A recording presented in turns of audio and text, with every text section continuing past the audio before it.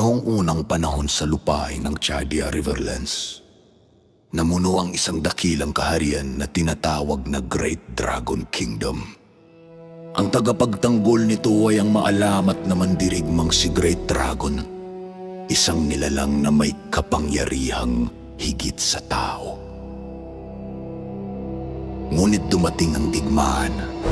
Ang isang makapangyarihang puwersa ng kadiliman ay umatake sa kaharian. Sa huling labanan, isinakripisyo ng Great Dragon ang kanyang sarili upang mailigtas ang lupain.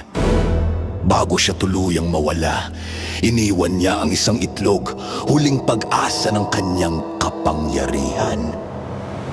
Ang itlog na iyon ay napunta sa kamay ng isang matandang guro ng martial arts na si Master Yujong. Sa mas lumang lore, tinatawag lang siyang Elder. Napisa ang itlog at mula rito isinilang ang isang batang lalaki, kalahating tao, kalahating dragon ang espiritu.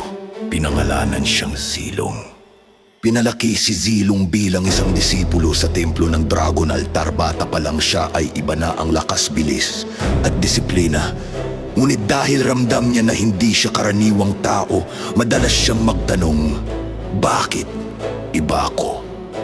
Itinuro ng kanyang guro na ang kapangyarihan niya ay pamana ng Great Dragon at balang araw ay kailangan niyang hanapin ang tunay na kahulugan ng lakas at katarungan. Isang araw, sinalakay ng mga kaaway ang templo, namatay ang maraming munghe at muntik nang mapatay ang guro ni Zilong. Sa galit at lungkot, nagising ang tunay na dragon spirit sa loob niya. Doon unang lumabas ang kanyang maalamat na sandata, ang Dragon Spear.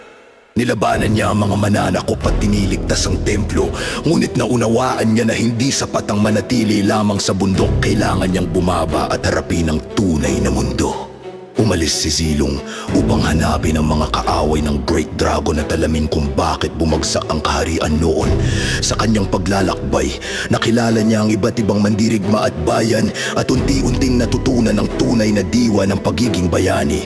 Hindi lang lakas, kundi proteksyon sa mahihina. Sa bawat labanan, dala niya ang panata. Ako ang tagapagmana ng dragon, ang aking sibat ay para sa katarungan. At hanggang ngayon, si Zilong ay patuloy na naglalakbay, isang mandirigmang hinuhubog ng kapalaran, nagdadala ng espiritu ng dakilang dragon. Sa bawat digmaan,